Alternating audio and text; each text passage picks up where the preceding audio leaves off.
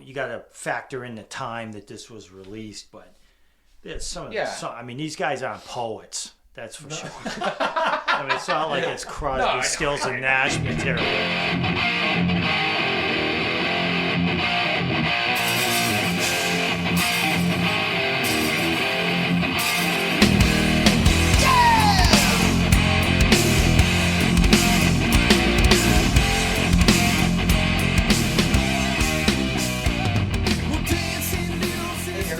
No script. Just start.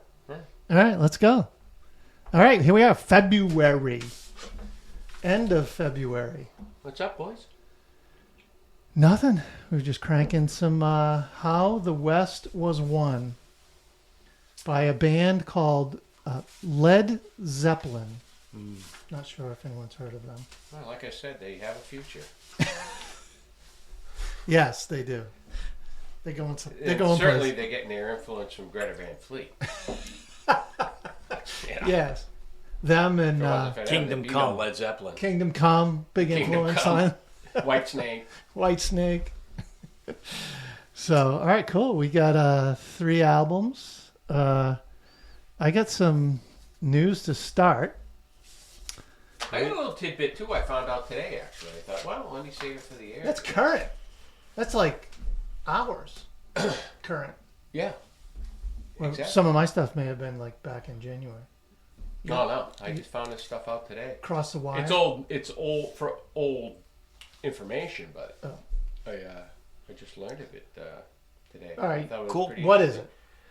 I was watching Boring. Greg Bissonette. Oh! He's been doing awesome videos. Yeah, he put one out probably last week. I just saw it today. So just Greg Bissonette, drummer for the DLR band. DLR David Lee Roth, yeah. Before that, I think, Mark, you probably know, but he was like, even like a jazz. Yeah, jazzy. He's big band jazz. I didn't know that. Very well versed in any style of music. But he was discussing his time in David Lee Roth in the Eat 'Em and Smile album. He was talking a lot about the recording of the album, where they recorded it, and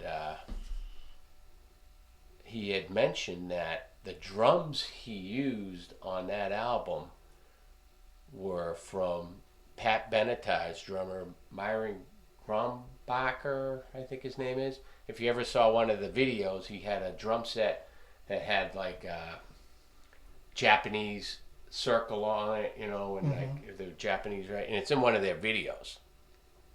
He used that to record the Eat 'Em and Smile album. I don't know. He knew what Myron, and he borrowed those drums to record that whole Eat 'Em and Smile album. So if you watch those Pat Benatar videos, that's the drum set that was used to record that album. That's bizarre. Yeah, I never knew that. I thought it was like the drums he was using, on a tour. But and I sent you one of his videos a few weeks ago where he was talking about. Well, you sent me it, but I had already watched it. Oh yeah, that was weird. That was Hut for Teacher. Where he got that lick from? He did. I never knew that. Billy Cobham. So he's playing it, or he's talking about He's playing the shows you the how shuffle. He breaks it down. The shuffle. He's playing it, but he's playing it, and he's even said that in the video. He goes, "I can't stop playing the Billy Cobham." Ghost strokes on the snare drum. Yeah. He goes, "That's not what Alex was doing," but he goes, "I knew that song before I knew Hut for Teacher." And if you go back, Dennis, I'll get the album and the song. Okay. Direct ripoff. Really? Direct ripoff. Yeah. Yeah. And not say ripoff, but put his own flair, influence. We should say. I mean, the song itself isn't anything like Hut for Teacher, but you could tell that shuffle came from that song. It's pretty obvious. So he's released these short little videos that are really informative. Yeah, he's been putting some cool stuff out there. Very cool. Yeah. And what's with his voice? He sounds like he's very raspy and like he's losing his voice. I think he's always had that voice, though. Yeah. And he didn't talk much in the old days. No. Obviously Dave was the spokesman, but he always sounds like he's really like raspy voice. Yeah. I think that's just his. I'm trying to think. There's other people I know that talk like that, and you're always like, oh my God, they're so straining and so. Yeah. But that's just their voice. Yeah. The way they are. Yeah. You got to watch him do a Buddy Rich scholarship. Remember those old Buddy Rich drum specials back in the day when they'd have like Neil Peart and they'd have rock guys come play with the Buddy Rich big band. Yep. And Greg Bissonette, what they do is they pick a Buddy Rich song and they play it with the band, the orchestra. But only so many drummers in rock can do that because they just don't have the technical ability. Right. You know what I mean? Where Bissonette was in a big band, so he could play that. But you got to listen to the drum solo he does in that. That guy was so beyond, you know, like Tommy Lee and Blotzer and all the guys that were around in that era in the 80s. Yeah. Greg wasn't really from that. He wasn't cut from that cloth. But Dave found him and Dave and found went him. with him. Wow. So They it already says had something. Vi and Sheehan. Sheehan. And I wonder if they had an audition in L.A. Well, that's right. He talks about it. There in one was a of the videos. line all the way down the street, you know, Hollywood Boulevard or wherever, you know, and he was waiting in line, and Matt Sorum came out because Matt Sorum just auditioned, which who knew that back then? And I guess Matt saw Greg in line, and he asked, you know, how'd it go? He goes, oh man, they want me to be able to read sheet music, you know, and or they want me to, and they want someone who can play double bass. So then Greg knew going in, I got to be able to read, and I got to be able to play double bass. And so I guess when Greg got in there, he started writing on his snare drum. And then Vi said, Brown you know how to music. read music? Yeah. He goes, oh yeah, because he's in a big band. You have to know how to read charts. You know what I mean? So he charted out everything that Steve was playing. So he never fucked up. Yeah. It was all there. That's essentially how we got the gig. Huh. You know what I mean? And he was an unknown. Yeah. Who the hell knew Greg Bissonette? Yeah. You know? But I think his background as a drummer was, I think it probably, it was, I bet that line of drummers were 95% just rock guys. You know what I mean? Limited. You're not going to walk in a room with Billy Sheehan and Steve Vai. They want more than that. Yeah. You know? Yeah. And he was probably the only guy in line that could do more than just play rock. You don't in think there. Phil Rudd was in the? Well, no, but no. Yeah, you could have Phil Rudd, but you wouldn't have had that Right, album. right. You know what I mean? right. And I guess Steve Vai was like, it was like boot camp in there. Steve Vai was like playing like, you know, odd time signatures and because he was in Frank Zappa, so Yeah. he's like, Right. he's trying to push these drummers to boundaries where most of these drummers are probably going in there failing, going, I can't play that. And I think of Yeah. Dave Lee Roth, I just got to be able to go in there and bang out rock, Right. you know, drumming. And I don't think that's what they were looking for, you know. So Wow. essentially, I think that's how Bissonette got that gig. You know? Yep. Those are good videos. Yeah, just look them up on YouTube, Dennis. I will. Well, speaking of drummers, Carmen Apiece. Is that how you say his last name? Or Appice? A piece. Apiece? Yep. Tomato. A chew? A piece. So he's got these things called the Carmen. I saw Carmen It's Appice. Carmine.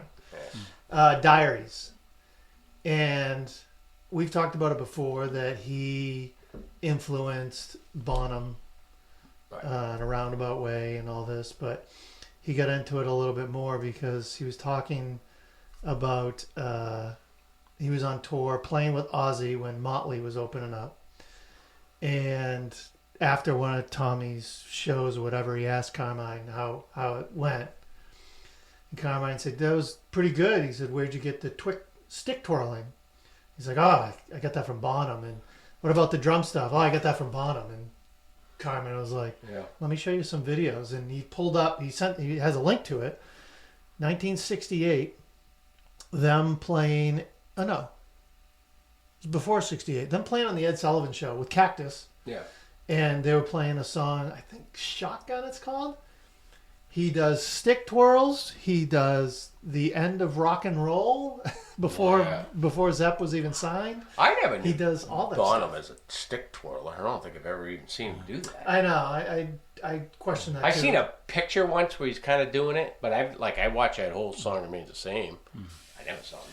But watching that Carmen on Ed Sullivan show, like even the way he's hitting the snare and coming up for something else looked like Bonham. Wow. Yeah, It's I like- mean, it's he so was weird. obviously influenced by him. But I get a sense, too, I don't know if you guys pick up on that there's some animosity and jealousy at the fact that this guy idolized Appice and opened up for them, but became more successful.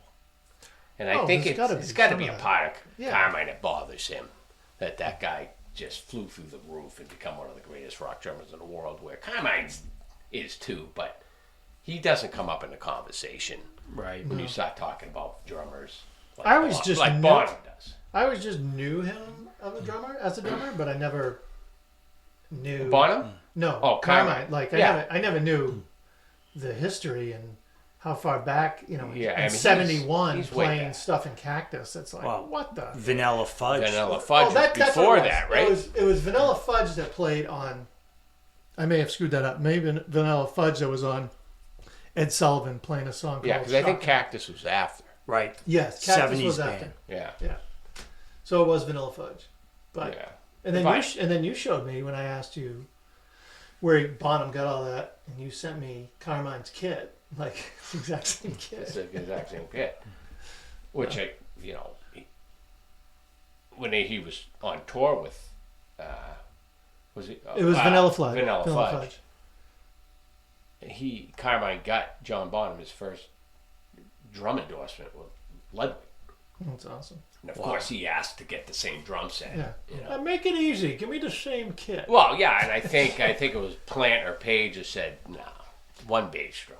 You know, they didn't like the double bass. Oh. Yeah. So Oh yeah, right.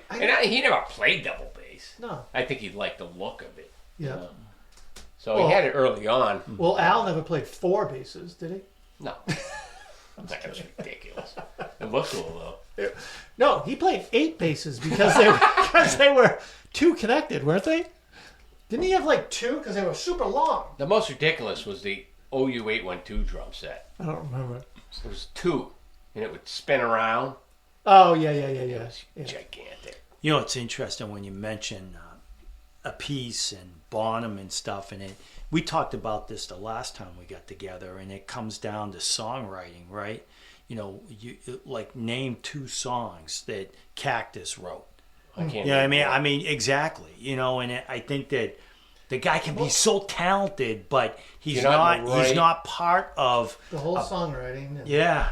yeah. You know. And I think that bothered. I don't know if it bothers him now. Obviously, I think it must have bothered him back then, where this guy idolized Appice or Appice, and then he saw this guy just skyrocket successfully with this band, and he just didn't. You know, like you said, Dennis, name one hit off of Cactus. Yeah, you know. Vanilla Fudge, I think there's one. I know one song. So maybe a piece is probably just as good as Bonham. Hard to believe, dare I say? I don't think it's a I don't know. question. I'm not, but it's not like a competition on Right. in terms of He's not- songwriting. and he's not in his own. He's not a band of one. He's not a member of one. Like he's not a He's one not piece. famous for. Yeah. Meaning He's it's been the in a whole bunch of band stuff. that makes everything. I mean, I grew up listening to his brother, frankly, Right. Vinny. But You know, listen, with how does it work in America? How many times have you bought Metal Edge magazine? Best guitar player, best bass player, best drummer. Was it really them and their talent, or was it the popularity Sure. of the band? You know, Poison comes out with a new album, right? Freaking things skyrockets, even though the albums suck. C.C. DeVille, greatest guitar, named best guitar player. Right. It's not based on, Technical ability. Technical ability. It's based on, popularity. Who's buying these magazines? Yeah. Voting on this stuff. You know what I mean? So, I don't know. I just think Carmine had to have bothered him to watch this guy just like hop over him and just, do what he did. But trying to think if there's anything else in there that he said some good stuff, but that was one that stuck out to me. You got any news, Dennis? Or anything? The only thing, so I know you and I listen to Sirius XM or Eddie Trunk, right? Yep. And I got to tell you, today I was listening to an old episode of Trunk Nation, and it was so funny. And it's an idea, and for us maybe, I don't know, not to steal Eddie's, is the top 5 worst songs from a band. And I listened to the one those tonight. I listened to one. Did you hear the one on Those are Kiss? coming out tonight. So, Is that funny? What I did hear crying. from him, he talked about a Rolling Stone article that I was going to mention here. Okay. About the worst albums from the most brilliant bands. And what's funny is the first one that he only broke down like the rock bands. The article has like every band, but Eddie Trunk was reading the rock bands, and one of them was an album we reviewed. I think our very first show was The Who, It's Hard. Right. And like that was, they said, the worst album of The Who. But there's a couple hits there's on two it. huge hits on it. Eminence Front. Right? And what was the other one? That was pretty big. Athena. Oh, Athena. Yep. So you can't have 2 hits on an album and say it's one of your worst Right. albums. And that's most what- bands can't even get a hit on an album. You know? That's what Eddie Trunk was saying. He's like, I don't know The Who that much, but isn't there 2 huge hits on that? Yeah. And then Van Halen made the list. Which album? Diver Down. No, all of Van Halen. Oh, Under the moniker. Sharon. Yeah. Yeah. Well, I agree with that 100%. That was garbage. The top 5, the Kiss, you got to listen to it. It was on the on-demand portion, and these guys are calling up, and like Eddie's like, you can't be a Kool-Aid drinker. In other words, every song is great, so you got to be objective. Right. Yeah. And oh my God, it's so funny. I couldn't stop laughing because guys, I didn't know that like some guys like, I'm a big Kiss fan from the 70s, but I just don't like number 5. You put the X in sex. You make me want to flex. And then some other guys like Burn Bitch Burn. That was off, I think, Animalize or whatever. But it's just funny that these songs that they wrote. And the lyrics can kill a song. You could have a good riff. The people, and a good Eddie groove. was laughing. I mean, he was like cracking up. If you got But that goes ridiculous back to lyrics, what you just said, right? It was, a lot of it was the time. So, it worked in the time. But it's interesting is what Trunk said, and it does make a lot of sense. Is like put the X in sex or whatever the hell the name of the song is, was actually a ripoff of that song by Robert Palmer. What was his single? The big one? Yeah, Van Halen used to. Yeah, with the girls in the video. Yeah. I forget. Van Halen used to play they it used in to their warm up open. with it. Yeah.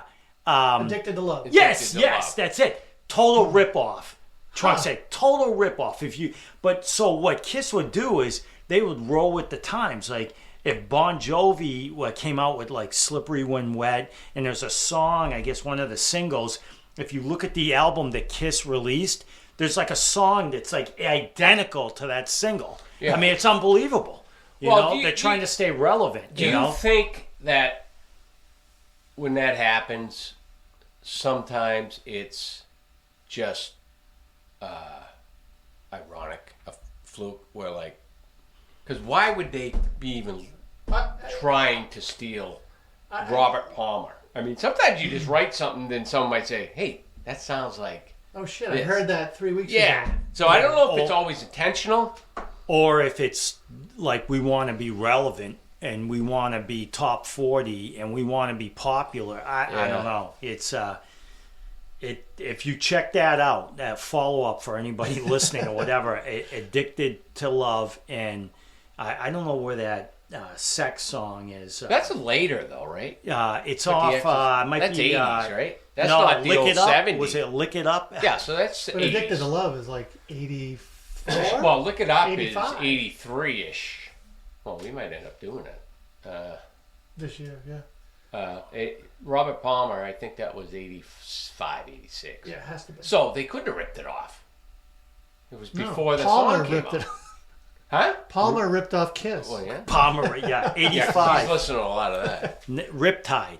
I remember the album. Yep, 85. Well, find out what came out first. Riptide, and then That's Robert Palmer, right? yeah, Okay. and Kiss. I think was 83. was it Animalize? Was No. that? Oh, I thought you said Look It Up. Well, I think that was the album. Because Look It Up, Yeah. it's before that. I have no idea. Animalize is late, like it's 88, 87 maybe. Yeah. Yeah. Anyways. So you can't. So anyways, I'm not gonna. I don't know. Okay. That's funny. Hey, another thing I Yeah. want to bring up. Okay. I don't know how to even get on this. I think it was something posted somewhere, but Michael Anthony, which I love that guy, right? By the way, I didn't know. So, with that Van Halen 3 album with Sharon, he only played 2 or 3 songs on that album. What? The rest was Eddie, Eddie? and Wolf. He I didn't said, know he that. goes, I was totally Could be pushed out of that band. Wolfgang wasn't even. Oh, maybe it wasn't. Maybe it was just Eddie. He goes, I Wow. was totally pushed out. I only recorded 2 of those songs. Did not know that. You know I didn't what? either. He should be happy about But he that. toured with them. Yeah, he did tour on it. That sucked. Isn't that all? What I was getting at is, We love you, Mike. you know, Sammy Hagar did the whole Cabo Wabo and he did the Cabo Tequila, and this guy made a fucking lot of money, right? He sold that business for $80-90 million. You're jealous because you drink tequila.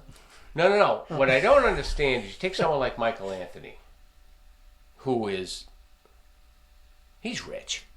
He's worth $60 million, right? Easily, with all this Van Halen stuff. Why does he need to have a hot sauce company? Why would you want to even need the headache and everything that goes into running a business and marketing all that if you have $60 million in your account? Why not just go on tour with Hagar, which you still do? It's not like he needs that because, okay, Van Halen's gone. I'm sitting around the house. Second I got career. nothing to do. This guy's got, you know, a gig. He plays with Hagar. He's out touring. He's doing. Why do you need to have a hot sauce company? I think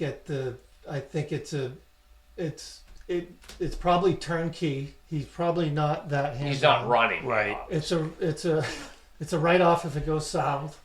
It's like I don't think he. But why do you need the income from that? Who knows what he's The doing guy's with it? almost 70 and he's got Yeah, but $60 that was- million. Mark, they're all Do you doing it. need money from a Why fucking do you hot need- sauce company? Why do you need a Kiss coffin? You don't. That's what I'm talking about. Kiss. Gene Simmons does not need all that shit. Stephen Piercy is selling coffee. Yeah, you said that in the Yeah, last. but like- Piercy like doesn't have the money Michael Anthony has. He's outside watering the coffee. Well, I plants. understand that. I don't understand Joey Kramer's coffee because Joey Kramer is filthy rich too. I don't understand unless you have nothing to do with your time why you need that extra income. I mean, what is it? What is it? Yeah, I don't know. I don't get it. I understand Piercy because that guy probably doesn't have. He's probably got a couple $1 million, right? I mean, he doesn't have Michael Anthony money. No. You know what I mean? I don't know. I don't understand unless he just. It's cool to. Is it more of a trendy thing? Because Hagar's doing it. Well, it's also something that you don't know if it's going to take off, right? So he's out on the road. He's doing promotion with Sammy about the tour and all this. Oh, I got a Mikey's hot sauce. Don't know about the sauce. Have you ever bought the hot sauce? No, but you don't. There's people that are diehards that buy That's right. a T-shirt at every concert, right? But I was watching one of his videos because I follow Matt Anthony or whatever, you know, and Matt Anthony. Matt Anthony, as in Oh, the him. name of the Yeah. hot sauce, right? Oh, Matt oh. Anthony's or whatever. And I was like, who's Matt? he's doing his contest where it's part of the Super Bowl this year. Send in your best appetizer recipe. He's sitting in his house on Super Bowl Sunday making them all, and then he picks a winner. And I'm like, you're gonna sit there in He's your house bored. and make Yeah. fucking appetizers He's bored. all day long. He's bored. What are you fucking doing? He's bored. Rush is selling beer now. Rush, Lifeson, and Geddy Lee. They've got a He's like got it's a more malt. money than Michael Anthony. It's a yeah, yeah, What the hell exactly. is going on? Yeah, yeah. Huh. They have a. I want to Iron be Maiden. able to say, I made so much money in this business that I don't have to fucking come up with a company. You know what I mean? I don't need a beer. I don't need coffee. I don't need a hot sauce. Let's go back to the. Hey guy doesn't even need tequila. Let's go back to Mount Rushmore. What is Page, Plant, Bonham, or Nothing. They're not. What is Eddie? Dave, Alex. Nothing. Nothing. Yeah. I think Sammy started this shit back in the 80s with the Cabo Wabo Cantina and his tequila. And now everybody doesn't, in the rock industry from that era that's still around, doesn't feel like they're whole unless they've got some kind of company under them. Vince got something, right? I don't know. I think he's got Cheetos. Cheetos. Actually, didn't he owned clubs? I something. think he had something in Vegas. Yeah, I he's think. got. I think it was he's in there. Vince Neil. Oh, probably. Oh, racing. A restaurant or racing. Racing too. Actually, it would be hard for me to get motivated to do that if I wasn't Well- financially forced to do that. Like, what drives you to do that if you're looking at your bank account going, I can lift a fucking 200 and I'm never going to spend the money I got in my bank account. I mean, Bored. Bored. Bored, and I mean, maybe there's a part of it they like. You know, they just like Yeah. it. Right. I mean, why the fuck are we doing this? Because we're fucking poor. We're not making money, though. No, we just No, we enjoy it. it. I mean, I guess there is an enjoyment factor to it. And it's something other than just music. Right. You know, something they can do that's not, playing, in a band. Yeah. I don't know. I'm just watching it going, I don't know why this guy's putting all his time into hot sauce. You know what I mean? Who knows? I don't know. So, Molly hit the road with yet another John. I thought that was John kind of 5. interesting. They hit the road before with right. John Karabi. Yeah. So, Two Johns. Good point. what do you think of that? Have you seen I anything? haven't watched it. I started to watch like 1 second of it, and Vince started singing. I was like, I'm out. I don't care at all. So I did watch a little bit of, and I mean the guy's incredible guitar player. He just doesn't seem like he fits like with the whole Mick Mars. Just the way Mick Mars is unhealthy is, or the problems he's dealing with. His just stage presence, the way he holds his guitar, you know what I mean? His image, it just. Well, I guess it's just something to get used to. Just as much as Karabi didn't fit, I don't think anybody fits in that band but those 4 original members. yeah. And my other thing I was going to say is, what was I going to say? I lost my train of thought. Something about John 5. Oh, he's not the problem with that band. Replacing Mick Mars isn't fixing what's the biggest problem at Motley Crue? Right, vocals. Right. What? You know what I'm saying? Yeah. It's like I mean, granted, if Mick Myers says I'm done touring and I don't want to tour anymore, you have no choice. You got to find another guy. But they got a bigger problem than that band, Dennis. They're not focusing on the real issue with that band. Yeah. But you hit it on the head last podcast when I was talking about why isn't Nicky addressing these issues with this band? Go ahead. What did I say? He Brilliant? doesn't give a shit. Oh, okay. Not that He doesn't care. Yeah. Because guess what? They're Cha-ching. going on tour with Def Leppard again in the summer. Yeah. And they're going to make another bundle of money. So, if it's not affecting their wallet, why are they going to make a change? Yeah. Right? If they're going to still fill arenas with Vince Neil and his poor vocals, where's the urgency to replace him? Well, it's just, it's like Eddie Trunk has gone off on people doing vocal tracks or, lip syncing. And what gets him pissed off is that it's not going to stop until people stop going to see him. That's right. But they won't. I know. Stop going. But that's what he's saying. He's Because it's just going to go to this. Oh, the bass player's sick tonight? Let's just play the track and we'll play the show. Right. But if you're, you're a 56-year-old, woman from Nebraska and you're going there to see the show, what do you care? Huh? If it's not Nikki playing the bass and it's pumped in. It sounds good out front.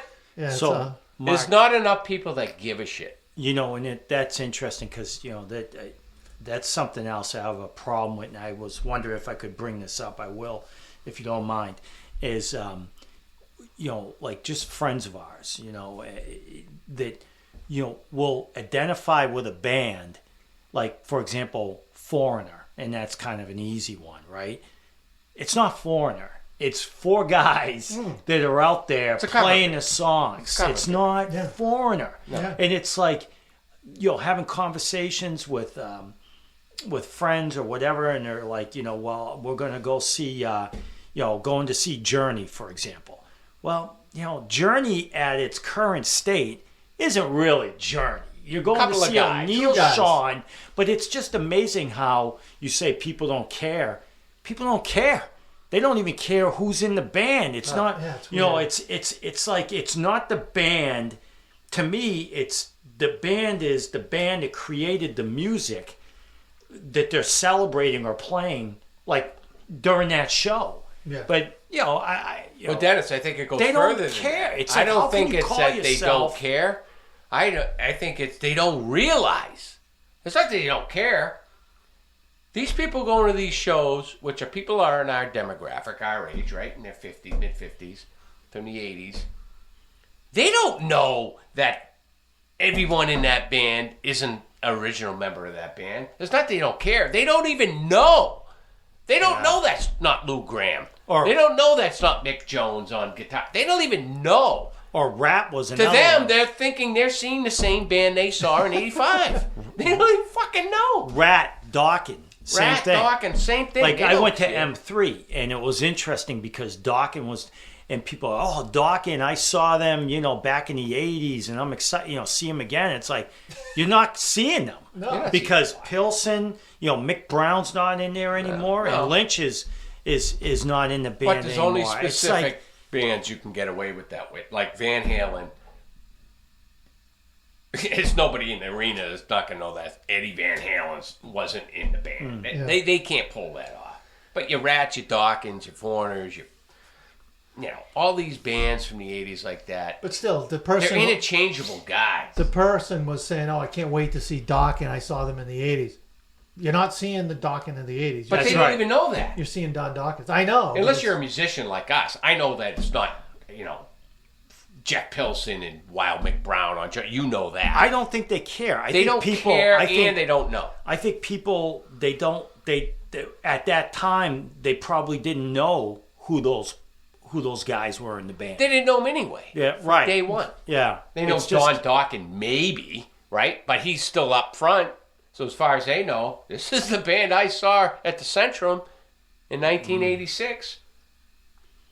What do they care? They're getting drunk. You bet the M3.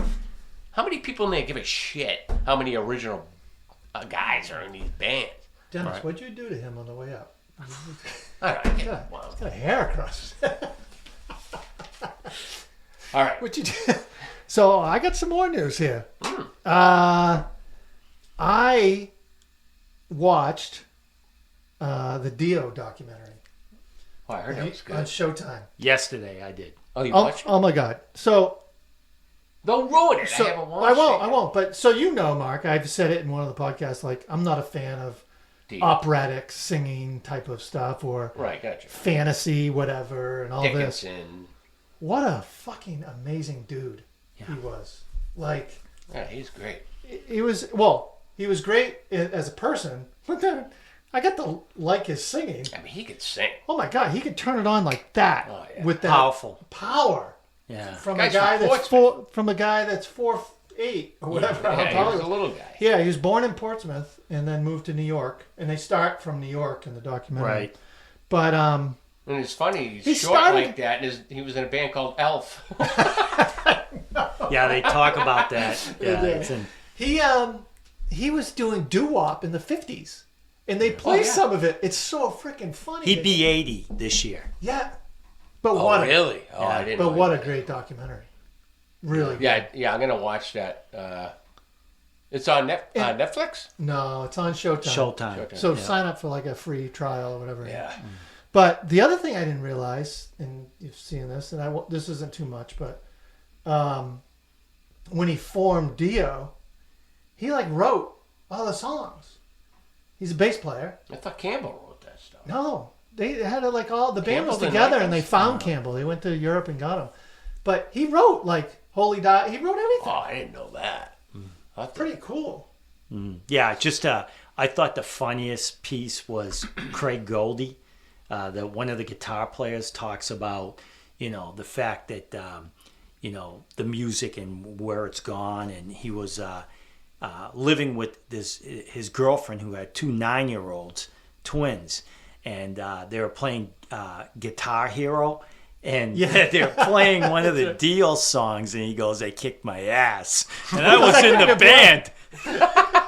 I'm in the band, and these 9-year-olds are, playing circles because around. that's me. nothing to do with guitar. It's more to do No, with but still, it was just funny, But totally agree there.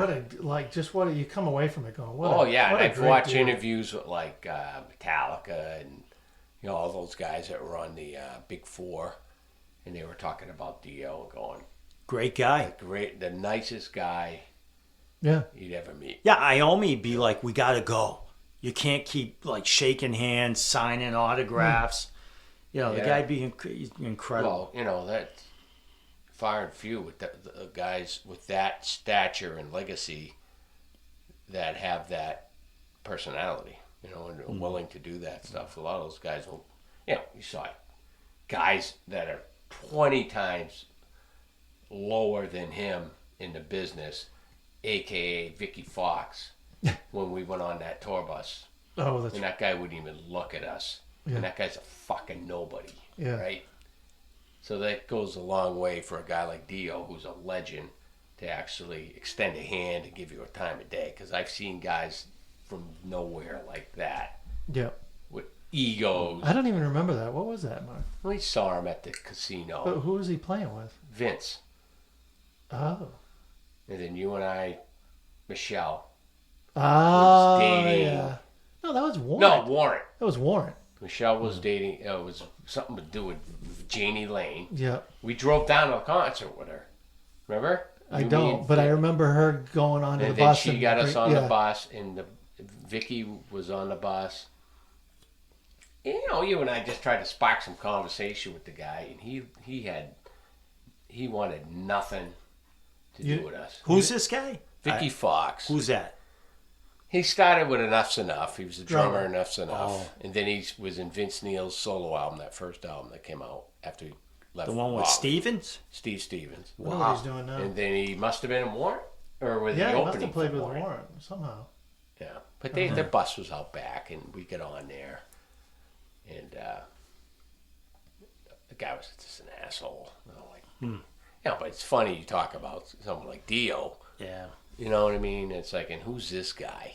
And I didn't know Dio wasn't his last name. Right. No. Yeah. What is it? I forget what his last name. Padova? Yeah, Something. Italian or something. Italian, Yeah. something. Yeah. But let's see. You have anything else? Nope. We got so you know who's playing Sunday over in Derry? I found out too late and it's sold out In Derry? at the Right. You just talking about Yeah, I'm going. Oh, you are? Winery Winery Dogs. Dogs. I was just telling you on the way down. Dustin texted me last week. Goes, hey, you want to go see a Winery Dogs? I have an extra ticket, which means someone else bails on him. And I said, yeah, I'll go. Yeah, that'll be good. Like $90 or something, but That'll be a good show. yeah. So I'm gonna go to that. All right, cool. One thing in doing all these, like starting to look at these bands of '83, that was the height, and I kind of learned it from the Dio too, of MTV. Like everyone was. Oh, I don't know about hype. Well, not. It was close. Yeah. That started like. What's the video going to be? Oh, we got to record the stuff. No. Oh, What's it went the video? with it. It went with it. Yeah. It was Right. like hand But in hand. that went right straight through to the early 90s. Oh yeah. You know.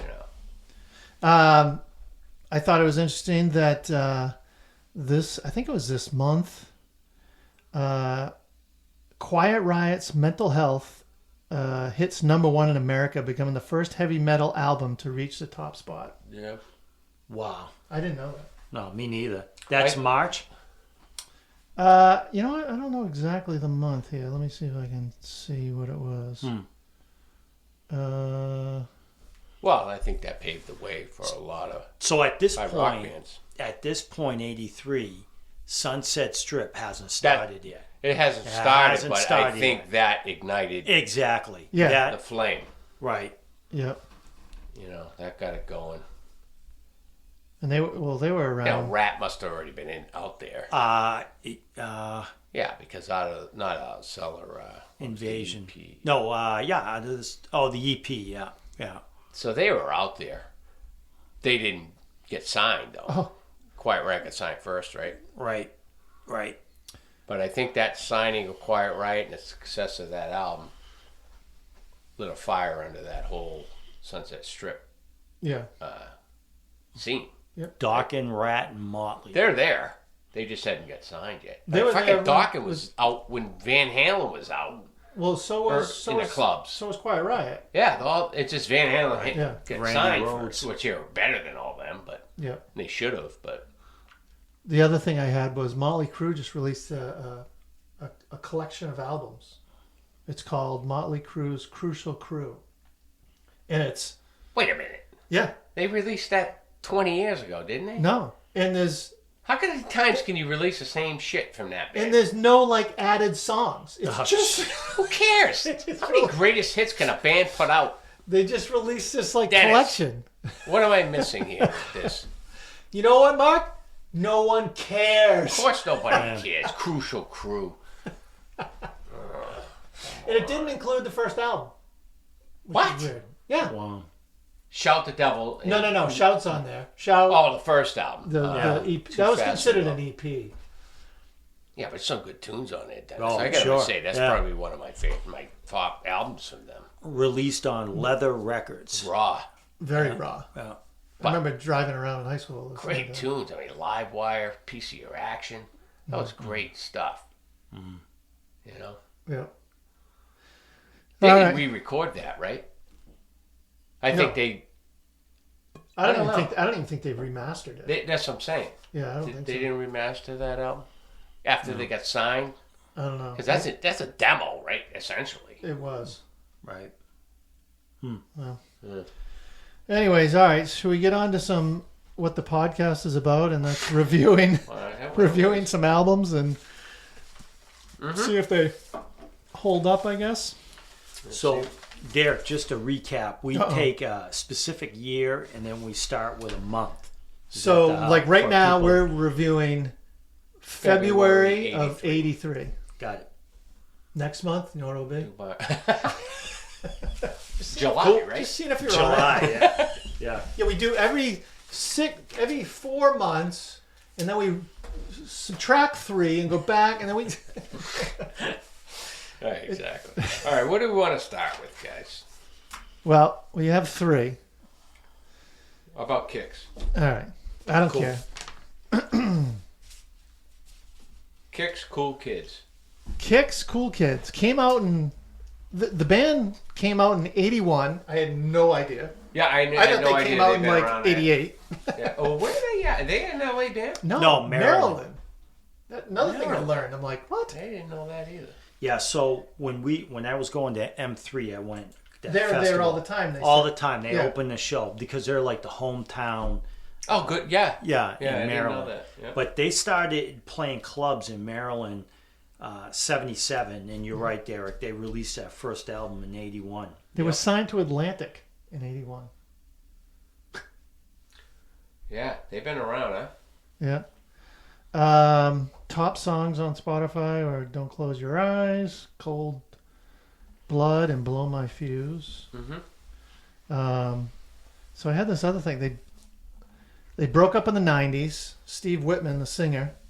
For whatever reason, I always liked him, too. I don't know why. I like his hair. Yeah, well, I didn't... Yeah, I liked his voice. Kind of looked like the Scarecrow from Wizard of Oz. Looking hay hair or whatever they got going on there. I love Mark's analytical stuff. Yeah. They broke up in 90. Steve Whitman. Yeah, I didn't like his hair. I did.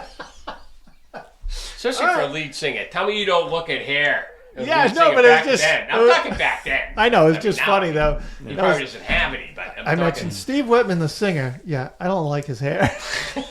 I didn't. I hated that hair. So they broke up in the 90s. He went on to be a vocal coach, and he coached the singer of Hailstorm. Like, that's his... Oh, I didn't know that. Yeah. Wow. Brought them up to speed. And then I was like, let me Google Steve Whitman. So I did that, and a roofing company came up. But I don't... and it's in Pennsylvania. It's not that far. I'm like, is this his Tabasco business? Yeah, well, yeah. Like, These guys aren't rich. no. By no means. I mean, these guys, yeah. Well, let me tell you something about Kicks that I noticed by listening to this album. I still have more news about the album. Don't give it too Go much. ahead. And then they got back together. So this is stuff blew my mind. They got back together in 2008. I went down On purpose? Well, the roofing company had slowed down. No, they got back and they played the M3 festival. What was I going to say? They got back in 2008. Oh, and then in 2014, they released their 7th studio album called Rock Your Face Off. How many albums did it sell? Well, I don't know, but I had to go listen. I'm like, who, what? Who's buying it? Right. So I went and listened to it. It's actually not bad. It's way better than the 2 albums we just listened to. The album was, but get this, it debuted at number 49 on the Billboard Top 200. What? Yes. How is that even possible? Yeah. They didn't even debut in a 290. Yeah. I don't know. And then it charted at number 1 on Amazon's hard rock list. I never even knew there was one. And then it remained there for 3 weeks. That album Based in on 2014. I have no idea. Wow. I didn't dive into it, but I was like reading these stats. I'm like, what? Well, I tell you what, though. I listened to this album, and this album was, 83? It was very reminiscent of the sound in the bands that were going on in the 90s, early 90s. London Choir, Yeah. It's like, wow, these guys are almost ahead of their time because they were playing this stuff 7 years before a lot of these bands were playing this style of kind of rock. And Are you talking But about this release? this release, I was listening to these songs going, man, this sounds like something you'd buy in 1990. And they sound L.A. You know what? I thought they were in L.A. I then. thought they were too. But you know what it reminded me of? Is like In Excess, Duran Duran. Like, Wow, had we'll that. get to that. Yeah. We'll Yeah. go to the songs here. But that's what it reminded me of. Is like that Yeah. music. And I went back and listened to the first album. Way more rocking than this album because I went down a rabbit hole with it. But yeah, the first album was way more rocking than this one. So I had to go back and listen to it. So that was 81. 81? Was that the first one? 81, yeah, 81. Kicks. But what's interesting is they released 7 albums, and you may have said this, Derek, Yeah. in that from 81 to 2014. Yeah. 7. That's it. Oh, yeah. But Yeah, you know, yeah, but that come on. longevity. From 94 or 3 when grunge came in, Yeah. nobody, I mean, there's a big gap there where Yeah. you had no choice. You knew you weren't releasing anything. You know. Yep. All right, you want to start with the songs? Yeah. Go ahead. Well, we got Burning Love. I got, nah. It's a cover.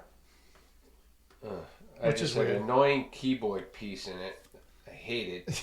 I did too. Not good. I got. No, I mean, I don't like that song. I didn't like. I'm just being honest. I'm not a here. big fan of the album, but I thought this sounded a lot like almost like a Loverboy song. You know what I mean? With the synths and Yeah. synthesizer. Probably why I don't like it. Yeah. It wasn't that it was those keys in the part of the song were, it was horrific. I hated that. It was horrific. Yeah. That ruined the song. I wrote, actually, those keys are super annoying. That's what I put. Yeah. Keyboard piece and song is annoying. Yeah. Wrote the same thing. All right, let's move on. All right. Cool Kids. Sucks. Another cover. Sucks. I just put sucks next. I can't even get into the intricacies of this. Lyrics. Awful. I wrote awful song. One thing I did mention, like they had like a gang chorus, but it was a gang chorus of like wimpy sounding. Like Right. they Sucks, could have at sucks. least made it heavier sounding. Yeah. All right. Love Pollution.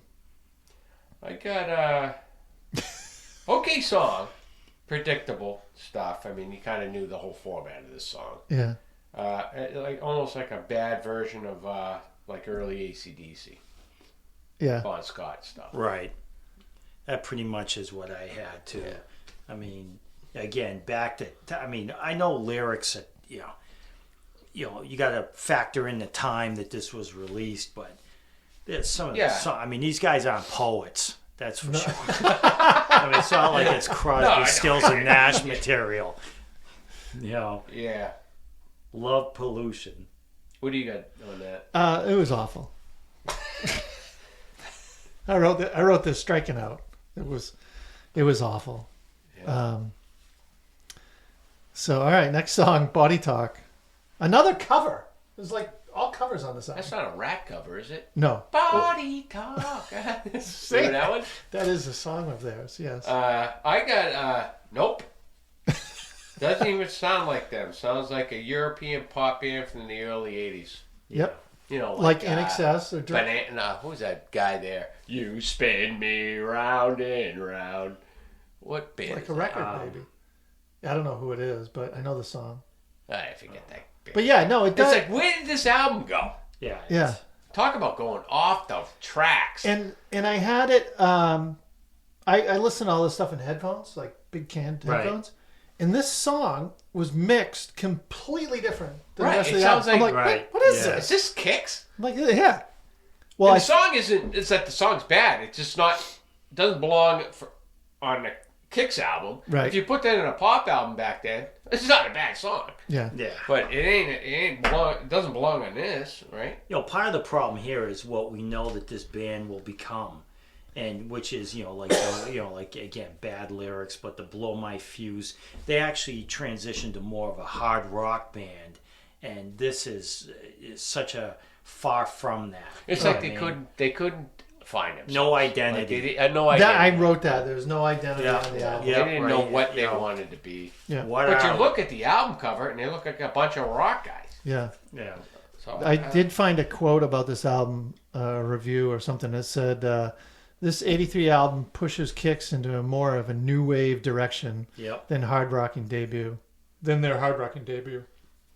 So But why would they be more influenced by that than what was going on in the rock scene? In there? Strip hadn't happened yet. No, The Strip's not hadn't happening, but Van Halen's still out there, Judas Priest, Iron Disco Maiden, is still kicking around. AC/DC, That's Def right. Leppard. There's Yep. a lot of Punk. bands that are out there. yeah, you still got some punk and disco too kicking around. So Yeah. and they're from Maryland.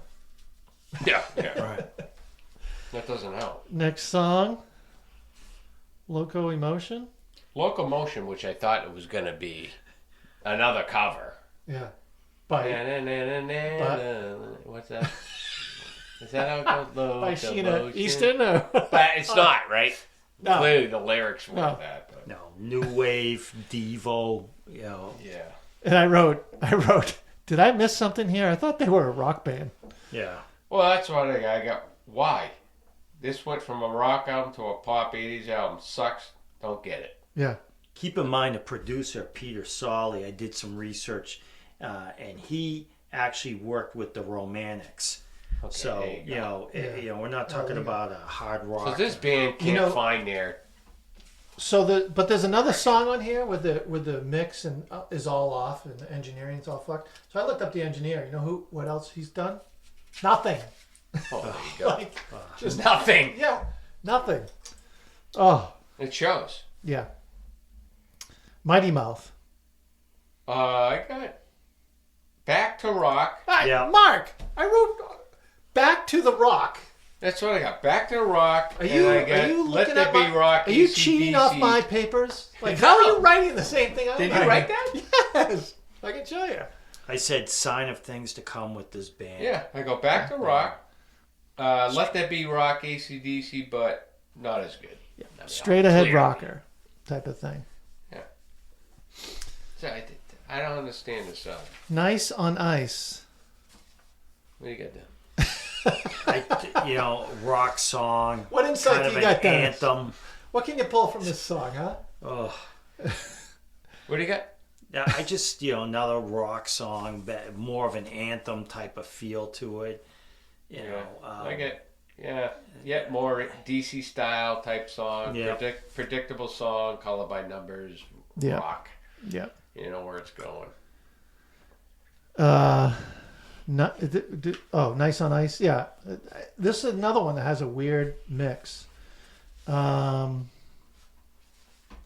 does the mix end up all over the board like that? Oh, you know what I wrote here too? You talked about the producer, but I was like, I took a note here. Like, I don't think they're working with a rock producer because Right. it doesn't seem like the songs are being formulated and worked on. It seems like they came in, here are the songs, where they laid them down, and that was it. Well, Like a real producer will if you say, had Bob Rock, he wouldn't allow any of this to happen. well, or he would have, he wouldn't allow it to happen, but he would have taken these and made them. He better. would have like made he them would great have really, songs. yeah, Like the Black Album wasn't great because Metallica just had all these great songs. right. Bob Rock made these songs. Same with the Motley and all. Yeah, he wasn't going to settle The cult album for was so Right. Oh, mediocrity. You know what I mean? good. Yeah, I mean, if he saw this stuff, Yeah. Bob Rock would probably leave. yeah. You know? Get your monkeys out.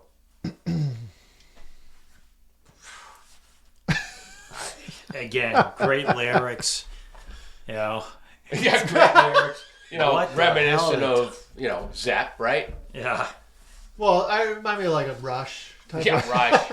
Yeah, real intricate. No, again, this mix. It's like a mix of punk and new age music. I wrote some pretty in-depth stuff on this. I hate everything about this song. You know what is in the song? There are actual monkey sounds in the song. And I don't know if I heard them because I had the headphones on, but I'm like, you got to be kidding me. I don't even know if a monkey would listen to this and freaking like it. Well, the monkey was screaming. Yeah. When it It's heard like, this music. ripping things apart, like that. Oh. I did one positive that came out of this. There was a little breakdown and a little riff that was pretty cool that should have been its own song. I don't remember. Go back and listen. I couldn't get through this album fast enough. You When you were cranking the listen to speed up. something, Yep. you're just like, You put the speed on. you put the Times speed on three. fucking 2.5. No, the other way, right? Yeah. Oh. Oh, all right. For shame. Like a pretty decent song. I kind of liked it. I don't know why. I thought that was an okay song for them compared to the rest of this crap. I listened to This was a album. ballad. It was kind of a ballady song. Because didn't would you think it like was to that bad. dance? Yeah, but I didn't think, compared to everything else, it was good. If you put this on a Queensryche album, this would be horrific. But for what I've been hearing off this album, this is probably one of the better songs. I wrote another odd mix. I said, who the F was the engineer on this? And then I looked it up. Steve Klein. He should have been fired. Looked him up. He's done nothing with rock under his belt at all. Well, who would hire him after that mess? It was bad. All right. Restless Blood. I put probably the better song on the album. Not a great song, but relatively speaking, I wrote that this is the best part of the album. Yeah. Because it's the last song. I actually got best song of the album, Nice guitar riff in the chorus, good song. Rest of the album should have been like this. Yeah. Yeah. I don't know what happened with this album. It's just all over the place. All right, say what you will. Does it hold up, Dennis? Well, of course it does. No, terrible. It didn't hold up now. It didn't hold up then, and it'll never hold up. That was the worst album I wrote, think I've ever listened to. I wrote, it doesn't hold up at all. Completely lacks identity. Ugh. And I went ahead and listened to the next album. Yeah. I was like, where did these guys form some form of Right. identity? Good point. Yeah. And next album, they started to get it right. It was more DC-ish, Well, who straight produced it? They rock. probably got rid of I that didn't guy, right? look. That was a lot of homework. I didn't want to go into doing all that. But And they had a better mix. Derek, They had a better mix and a better guitar sound on the next album too. you can't blame all of this on a producer because we made No, a demo no. tape in Londonderry, New Hampshire, with a local guy in his freaking split-level house, and that is better than this, I would agree. right? It's one of the The songs. songs are better, It's one of the songs is our bumper and outro. right? Yeah. So how much is it really the producer? You have to come in with something for a producer to work with. Yeah. No, I agree. I mean, well, how could Bob Rock work with? So they must have. I didn't like. They must have been like huge in Maryland or something. They must have had like. Big time. They must have sold out a bunch of clubs, and Atlantic said we got to sign them. Right. But say Huge. this band goes in with this album, right? Mm-hmm. In '83, with these songs structured like they are, and Mutt Lang is producing. What's this guy doing with this album, with these songs? Oh yeah. I mean, it's you can't polish a fucking turd. What else you know got? what I mean? You'd say. What are you gonna? What, do you tell these guys? Yeah. I can't Mutt do anything Lang with wouldn't this. be. What even would he in do the- with this? He wouldn't even be in the room with these guys. So You think that guy doesn't know what he's dealing with, or Well- he wouldn't be exposed to this? So one of the things I've learned too, watching a bunch of these documentaries, that usually I think it was on the TED. No, it wasn't the TED document. A lot of these producers and engineers just get assigned. Like, hey, we just signed this band. You're going to produce it. And they're like, I don't know anything about the band. We'll learn, And they go in and they're probably like, this blows. Yeah, You know, you that can't type of fix that. No. You can't fix that. I don't know how you make any of those songs better without physically reworking the songs when they're not even that song anymore. Right. Yeah. You know? All right. UFO? Sure. Yeah. I know nothing about this band. Never did. I know some stuff. The only thing know. I know about them is Shanker, and Eddie Trunk talks about them all the time.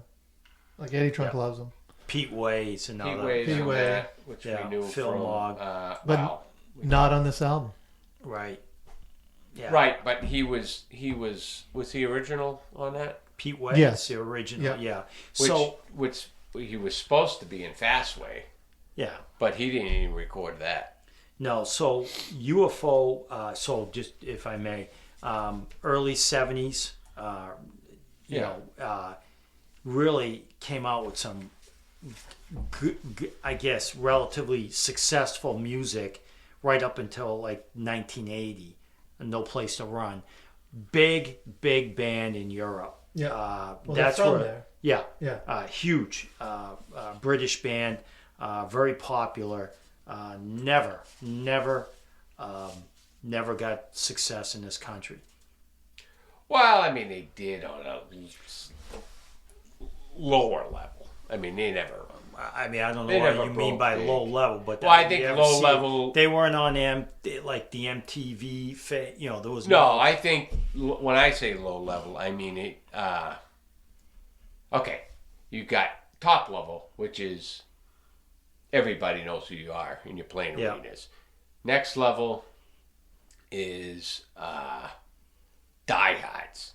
Mm-hmm. Like you and I, we go to Interlight Records, we buy this band's album. Just a select group of people know who this band is. Then you get the next level down, which is musicians influenced by somebody in a band. Like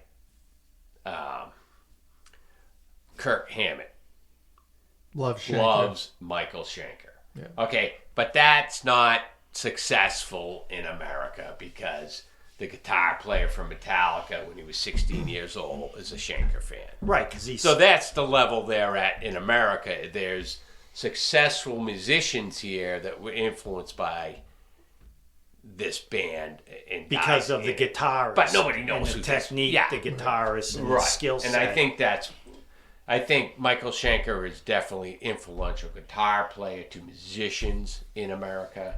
But is the band as a whole successful? No. Hell no. If I walked Hell in, if I walked into your band audition and you said, "Let's play some UFO," I'd have been like, "What?" You wouldn't know if Right. it's Right. a song.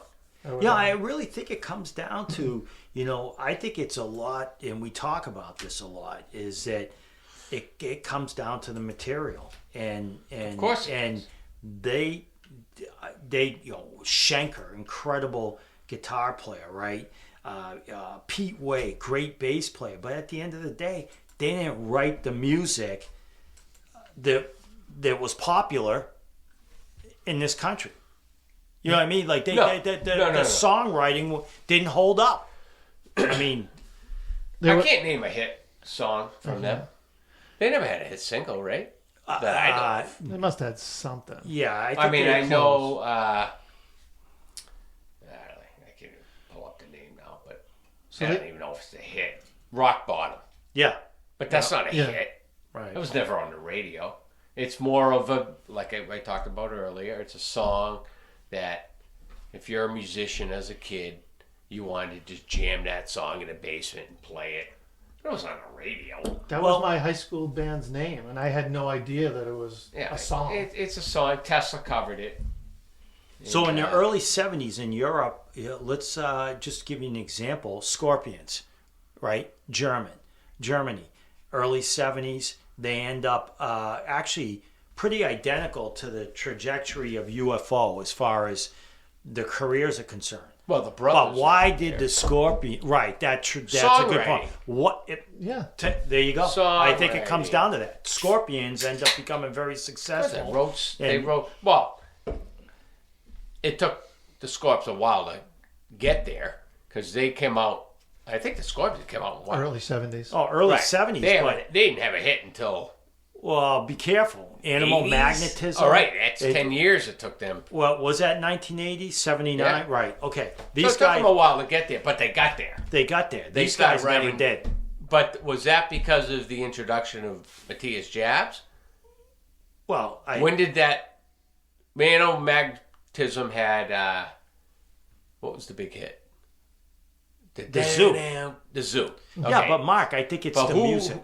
who- Nobody cares who the guitar player was. No, We talked about that. No. I'm saying was it the introduction of him and coming in and writing better material? Oh, right. That Oh, got yeah. them on the Yeah. map. Is what I'm saying. Yeah, maybe. Yeah. But know? you go back there. Well, yeah, maybe. I don't know. I'd argue But, that I tell they you had what. some music before that was Rudolf sung. Schenker, of course, Michael's brother, right? Michael Yep. was in the Scorpions. Right. Left. Schenker came in. If you look at their big album, which is Love at First Sting, he wrote a lot of those hits. Yeah. What's the big hit? Rock You Like a Hurricane. Yeah. You know, Big City Night. It's fucking Rudolph Schenker right now. So Yeah. I think Michael had better guitar player, more, virtuoso. Oh, I see what But you're I saying. think, Songwriting wise, yeah, Rudolph, his nose, right. his I'll nose take a was- songwriter over a shredder any day. Yeah. Yeah. You know, Yeah. personally, if I'm in a band, I want a guy that can write songs. I don't care if you could fucking shred, Right.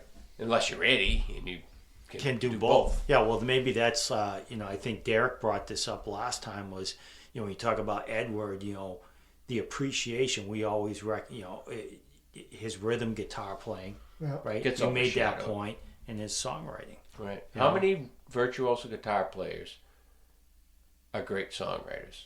Vi's not. No. The only other guy I can think of, John Sykes. Guy could rip, and he wrote that whole Still the Night album. Yeah, but That guy that's... could write. Yeah, but... But does he have a let's talk catalog? about the No. right. He wrote Slide It In. He wrote, that album. Oh, And he, Jimmy the Page, first Eric Blue Clapton. Murder album Yeah. was great. C.C. DeVille. Yeah. Well, say what you want. The guy could write a hit. No, I'm just kidding. I'm going back Yeah. to what you were talking about Right. earlier. Yeah. Well, he's not. So they formed in '68. Vinnie Moore was on guitar. He's in there now, right? Oh, is he? Yep. Oh, yeah, right. He's now. Yeah. Yep. And he's a shredder. He's on that Shrapnel. Remember Yeah, back in yeah. the Oh, days yeah. with who's all those guys that were on that? Well, what's his face from Winery Dogs was on that. Shrapnel Why can't Records. I- Who's the guitar player in Winery? Richie Dogs? Kotzen. Richie Kotzen. The other one that got. No, he got Right.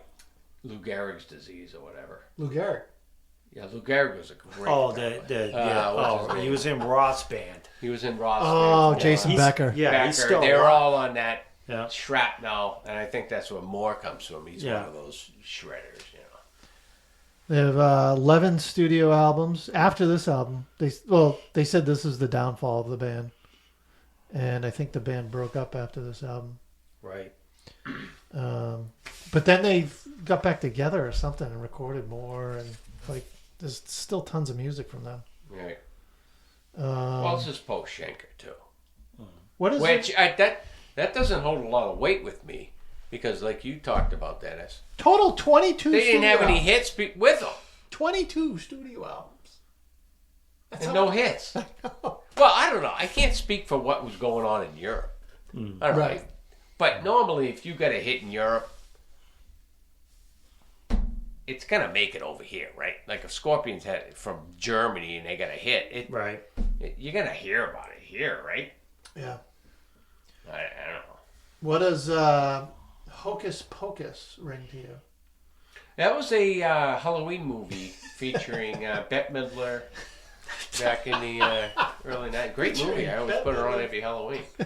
That was their original name before they took UFO. Did not know that. Yeah. Do I have anything here? Nope. Oh, they have a live album release this year in 2023. Oh wow. Some Mark, Like I say, you on stare. Oh, all right. Let's get into it. Where's the demand, Dennis? You don't have it? You didn't buy it? Oh. All right. Let me say this before we get started, before I forget. It just popped into my head. On our podcast, like on the description and all, we have a link for corrections because sometimes we probably Yeah, talk we out could of do our that. ass. Submit a correction, people, if we effed up something. So it just popped into my head. Presented by my wife, of course. What's that? Well, I guess see all these things from Christina. Yeah. Could you let Mark talk more? Yeah. Have him get on No, the it's like, mic. can you tell Mark to come home? It's not live. All right. Blinded by the lie. Blinded by a lie. Well, I got post Schenker or UFO, right? We all know this, obviously. Who's the new Paul Chapman? Yep. I don't like this song. Although the riff isn't bad, and the riff in the solo is okay too, but as a song, I didn't like it. So I got the same thing. I got a good guitar riff. Surprised with Chapman because I didn't know a lot about him. But then the keys just, in my opinion, kill this thing. Well, Must you be got, the keyboard player from Kicks. well, no. So that was what I was saying before, though. You got to remember the time too. Like '83, Yeah. keyboards started getting introduced, and The one thing to remember too is this guy Neil Carter, who's the keyboard player. He wrote like 90% of this. oh really? So there's a thing happening I'd here, fire him. and like Derek said, they broke up after the tour. Yeah. Yes, they should. Oh, that's great. I wrote, seems like a decent opener. And the chord progression in the chorus was great. I didn't care for the verses and stuff, but the chord progression in the chorus was good. So, next song, Diesel in the Dust. What do you got there? I got, again, same thing. Guitar sounds great, good tone. I just felt like the vocals, Phil Mogg is just one of these guys that it's like either love him or hate him, you know what I mean, as far as that his vocals, and that might have been part of the problem. They didn't really get big. I mean, I'm not saying he's a bad vocalist. Like I said, he's, Acquired taste. Yeah. That's what I got. I like the music. I'm not sold on the lyrics or the vocals. Right. Okay song, and the song is too long. That just dragged out. 4 It's minutes, not going 29 over 3.5 seconds. minutes with a song. It's too much. I wrote, I love the way it comes in. I don't remember. It had a Yeah. nice intro. And then Yeah. the riff reminded me of an early VH riff that they Alright. never released. It was like on the demo. Oh, yeah. And I forget, they may have released it with that Dave album, but it had that feel. So, all right, next Yeah. song. A Fool for Love. I said, wait. Am I listening to UFO or Rick Springfield? Next. Solo was pretty good, though. Yeah. Yeah, this was their attempt, I think, I at don't know a where single. they were going with this. Between Kicks and this band, talk about going on and off target. Right. Well, what year? With the identity of the Yeah, album and songs. kind of everywhere. Nah. I wrote, it was a catchy tune for the time, Right. Yeah. You and Me. Nope. Crap. Next. Don't like it. Don't like his voice. Bland. Something with his voice was not resonating with me. Awful. And like you said, Dennis, it's not that it's bad. Yeah. It's Right. he's not a bad singer. I mean, clearly, but it's nothing there. He's These are all the reasons why this band didn't make it in the country, in the U.S. well. I mean, I think it's a combination of that and these songs are not great Yeah. songs. All Did right, you get that, Dennis? Derek, Derek. I wrote next. Yeah. There you Okay, go. yeah, clearly. When it's time to rock. It comes in like Boston, a Boston tune. Which one? This is. Maybe it's just like this guitar fill coming Yeah. I mean, you're starting at this point, song 5, or at least in my opinion, starting to get a little bit like I'm feeling better about Chapman as a guitar player. I just feel like his guitar tone sounds great. He's doing his job here, I think, in some of these songs. Right. It's Who's just writing this? But who's writing it? Him. The lyrics. Well, no. This stuff is getting written by Phil. Whenever you see Neil Carter's name, Neil Carter. he's the and Phil. keyboard player. You know that there's a heavy influence Yeah, of those keyboards coming he's in. writing a lot of this material. So great intro, guitar work, terrible lyrics. I think this was actually the single that they released. I got nice riff. Yep. The riff is. Yep. He's the saving grace of this album. Right. If there is any. They go straight ahead rock, cheesy gang vocals. Chorus blows. The chorus vocals suck.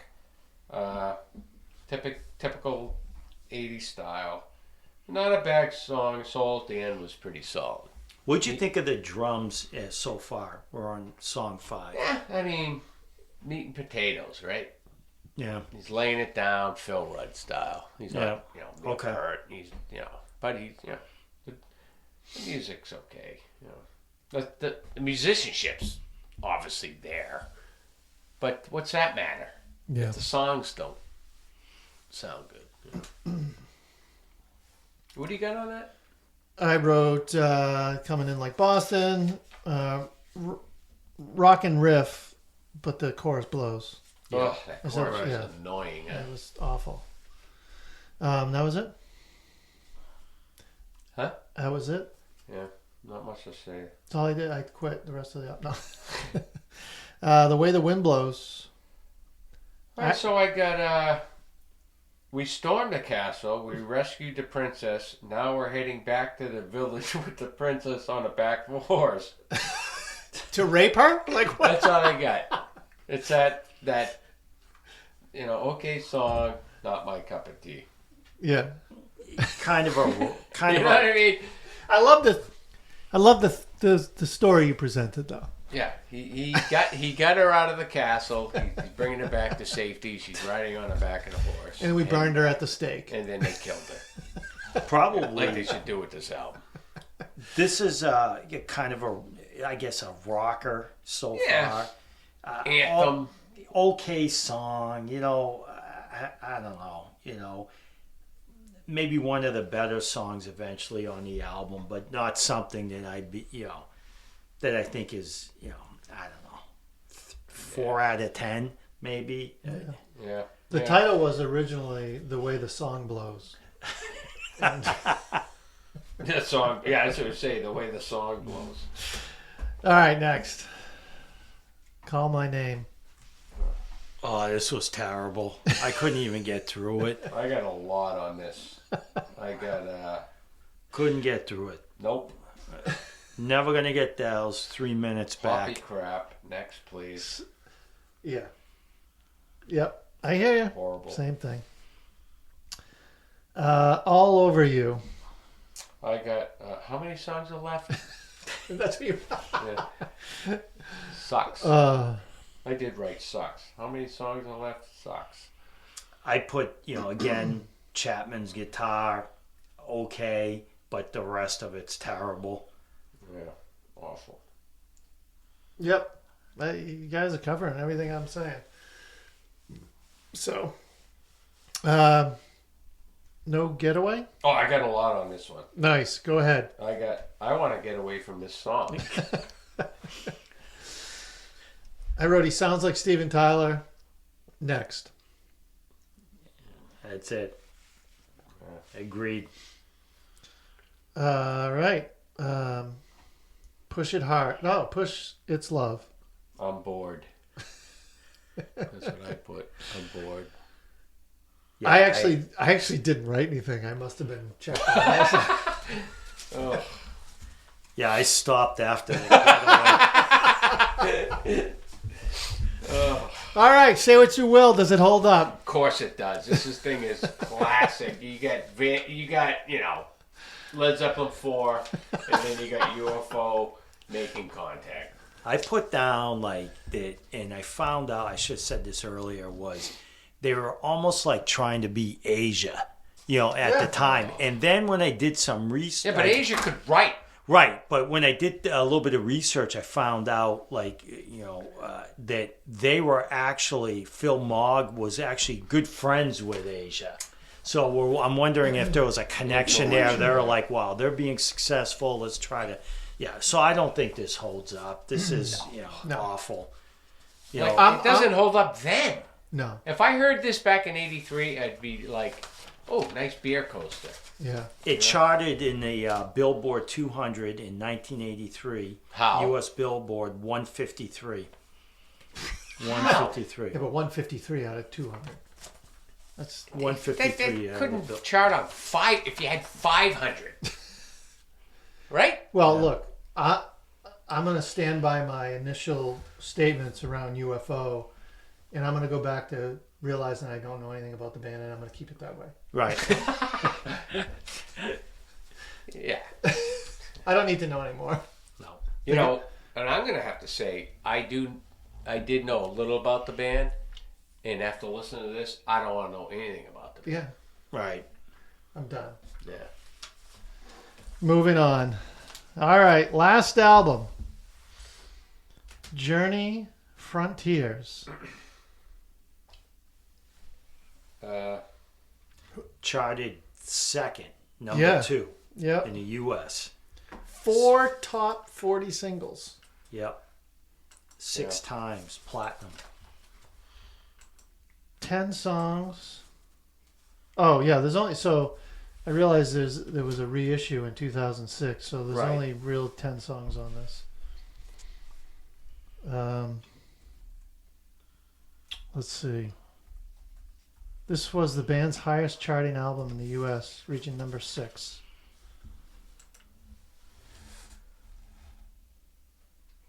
2005, it ranked 363 on the 500 greatest rock and metal albums of all time. I know about metal. I don't know if I put them in that category. All right, so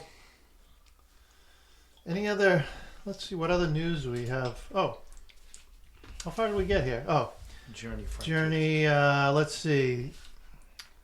So this album was I got something for you. 6 times platinum. Right. Yeah. What does the Golden State Rhythm section mean to you? Absolutely nothing. The original name of Journey. Ugh. Wow. Huh. That wouldn't have been good. A roadie came up with Journey. That wouldn't have been good. So Neil Sean was in Santana. Yeah. Yep. Yeah. Yep. Not original though, right? Was he original? He was like Maybe. 16 years old. Was when he was on in Woodstock? He was Or talking. Santana was on Woodstock. I don't know. Oh, what did I just Wonder if he read something that. I'm trying to think of the He had guitar quite player. the afro. There was a guitar player that totally helped him out, and I forget, took him under his wing. I forget Schenker? who it was. I don't remember. Producer Mike Stone. He produced some Rat, Reach for the Sky, White Snake. Really? Yep. Wow. And a boatload of Queen. Queen. Yep. Yep. Really? Ah, we're not lying here at the Say What You Will podcast. He's dead. Is he? He died at 50. Why are you bringing it down? The show I down? don't know, I just Jesus did a Christ! Google search on Mike Stone. Yeah, Oh, I see how he died. listening to the Kicks He, album. he listened to UFO making contact. His last mistake. Sorry, we don't mean to disrespect Mike Stone. No. So Steve Perry, a couple of tidbits I got. Steve Perry left in the 90s and just to do solo stuff. Just to be a solo guy. He said he goes, I'm done with the music. Like I'm done with Journey and everything it is. He released 2 solo albums, huge hits with Oh Sherry and Foolish Heart. Then I have some stuff on Neil Sean. Here we go. Before forming Journey, he was in Santana. Yeah. When Journey went on, and then he teamed up with, remember in '87, he teamed up with Bad English and Hardline. Remember those 2 bands? Yeah, I do. We saw Hardline, Yeah. remember? We did? We saw Hardline with Electric Boys. Well, we missed the Electric Boys because you were late to the show. No. Remember? You know how that happened? Don't get me going on that. Do you have anything else, Dennis? No, I mean, I just, I know where, my interest is in hard rock and but I mean, Steve Perry is, He's a legend. I mean, one of the greatest singers that, I mean, I guess it's a matter of taste, but we got a unbelievable, incredible singer. Yeah. Yep. So right now they're out touring. They're playing right now. And there's a lawsuit going on between Jonathan Keys, and Sean. They're suing each other. And they're playing, well, I guess it's Sean is accused of blocking access to the group's. Sean has accused the band of blocking access to the AMX card and the records. And Because Kane's saying Sean's going in there and grabbing money out of like the band funds and buying his own personal. They're saying he's maxing out cards. He's maxing everything out. Yeah. Jesus. Yeah. So. But they're owners in the parent company that owns Journey. So it's so funny. Oh, here we go. So I have a quote from Kane. He says, Neil has always had access to credit card statements. What he lacks and what he's really seeking is the ability to increase his spending limits. Since Neil decided to publicize what's going on, I can only tell you We will present the evidence in the court and show that Neil has been under tremendous financial pressures as a result of excess spending and extravagant lifestyle, which led to him running up enormous personal charges on the band's credit card accounts. So that's the end of their relationship. Remember him? But they go on stage every night. Obviously Kane's not He in. ended up. He ended up marrying that. Like I don't never watched this, but I read this. There was like remember like that what was that show like Desperate Housewives? It was like a reality TV show. He ended up marrying one of the women on that show. Yeah, I don't know if they were cheating on the husband or they got divorced, and then there was something. It was really a strange situation. It wasn't, and he ended up marrying or having a relationship with the woman, and then next thing you know, they're married. And there's been some issues I heard with her involvement. You know, like a Yoko Ono thing going on. You know, and then I heard recently that guy that they got, the young guy that they got from the Philippines, he's pissed at Neil Sean. Oh no way. Yeah. So I don't know. They're arguing about something about. Well, let me tell you this. Neil Sean and Kane are still in the band together, even That's though what they're I suing said. each They other. get on stage every How night. the hell do you do that? Hey. Yeah. And so the other weird one too is before this lawsuit, Perry had sued Kane and Sean because Kane and Sean were trying to behind Perry's back, register the trademarks of their title songs, like their big hits, so that way Perry couldn't use them or sing. You know, and so that lawsuit happened. So it's like, holy So you go. See, Perry wrote something. You go see why don't Steve Perry solo, right? And he can't sing faithfully. Yeah. You know what he needs? Come on. You know and what he wrote it. He wrote it. You know what he needs? What's he gonna sing? You know what he needs? Tabasco. Tabasco. He needs a hot sauce. He needs to start a friggin' hot sauce company. Wow, what a mess. Yeah. Talk about dysfunctional. So who's in the band now? I mean, Sean, Kane, Castronovo, who was Oh, I didn't know that. he was in, and then he was out because he beat his wife up, so he threw him out. But he's back. The Pineda, which is the singer, Jason Derlaka, who's keyboards, and I don't know why you have him and Kane together. I don't know what that's about. So Kane from the original lineup, Kane and Sean. That's it. Yeah. And then you got this guy Todd Jensen on bass, who obviously replaced Valerie. By the way, I just remembered. And to your point again, Dennis, or both of you, how many people realize when they go see Journey, it's not Journey? Yeah. Well, I think this. Well, they is know not it's not Perry. Steve I mean, Perry ain't there. Right. I mean, I think I understand that. It's like you go see Van Halen without Dave. I mean, it's insane. But who cares? Yeah. You're still They want hearing to hear the the song, songs. right? Yeah. You know what? This is a business. I'm gonna book a night down at some local club and playing Van Halen songs. I'm just gonna play them right from my laptop. Yeah. Maybe I'll dance around. Right, just play it. Yeah. See if people go. Do they even care if it's his band? Yeah. Just play the music. DJ. So I told Vigdor that we were reviewing this album. So he's like, "Oh, send me the link again to the podcast." Yeah. So a friend of he's gonna get it right now. my first guitar player in a band in high school. He's in a Journey tribute band now, Oh wow. and they're really good. Wow. I'm trying to think. What's the name of it? They're so good, I don't remember the name. The only thing I don't like is he plays in a Journey band Oh. with the Eddie Van Halen Strat. So Rich- the Frankenstrat. Rich is a huge Eddie Van Halen fan. Oh really? Like, yeah. I don't know over if he the should top. be doing that. well, it's his It thing. just looks odd that you're in a Journey cover band with But Eddie Van Halen. you're not. Hey, goes back But to your who point. cares, Who right? cares, Nobody right? cares. He's All right, playing I the get it. songs. He's playing. I'd rather them go up. see him than probably this incarnation Right. of Journey as it is now. I haven't seen them in so They long. just won an award. Who's that? Rich's band, Boston, Oh, nice. for something. I Singer's saw it on awesome. Facebook. Oh really? Yeah. Yeah. He was in a Scorpions band. tribute. Before Who? that, Rich. He was? Yeah. Rich, I don't remember that. I'm sorry. Back in I want to say the late 90s, early 2000s, he was in the Scorpions tribute. Rich, you can send in a correction if that's not right. Okay. Well, No, I don't remember that. All right. Huh.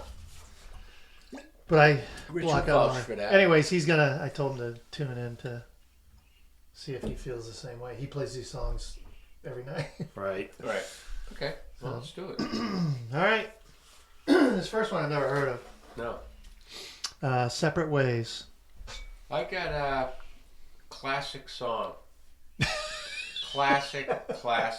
classic song. Strong Perry vocals and creative drumming from Smith. Strong solo from Sean. Great song.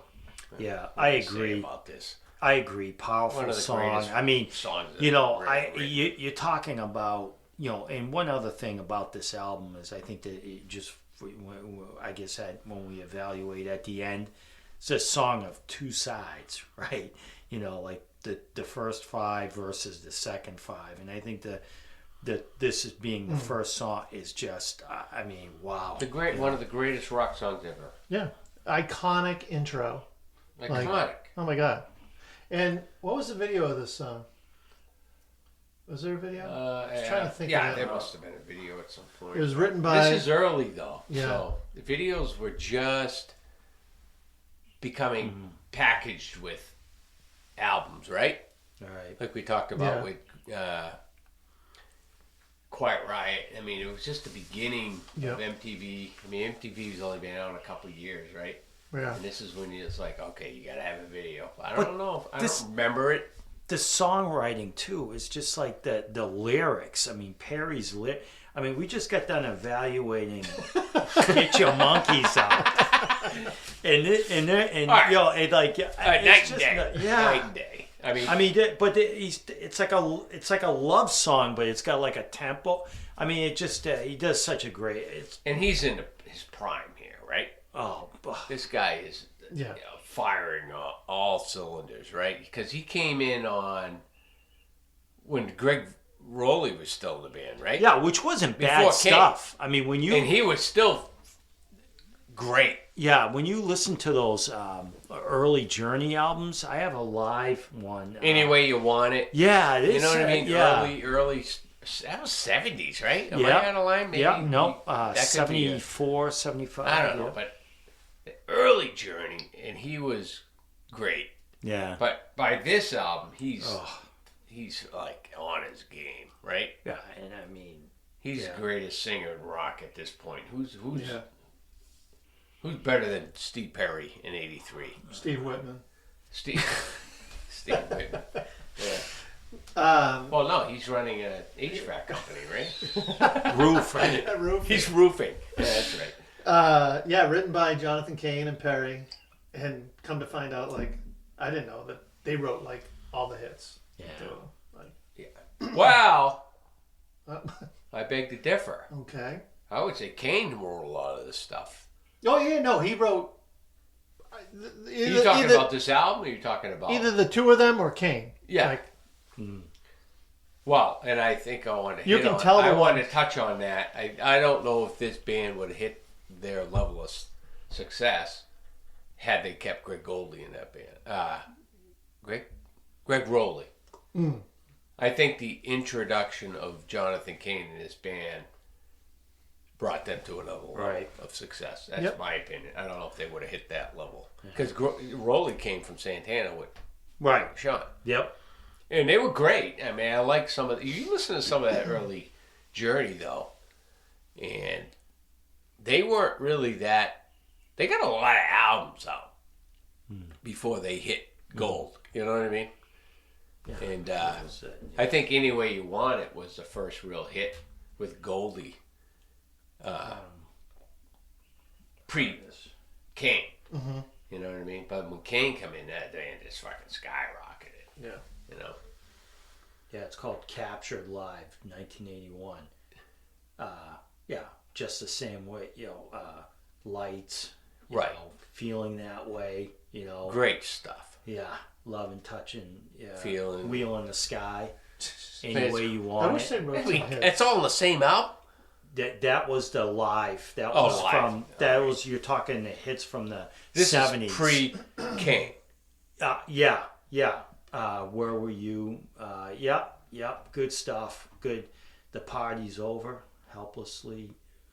So some really good stuff, and I think that so actually maybe this is kind of an escape, and then this album was kind of a transitional period, where they're really Perry stepping into that more prominent role, and then you've got Kane, as I think you said, Kane is stepping doing into some of that the prominent writing role. and stuff. Yeah. But there's when you guys talked about look, okay, here's MTV now, and we're wearing orange and pink and yellow, and everybody's got stupid hair, and there's videos.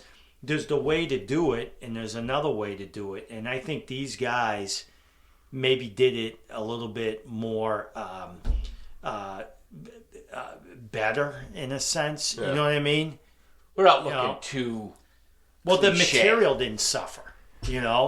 Well, and I think the question there is, you can look however you want to look, right?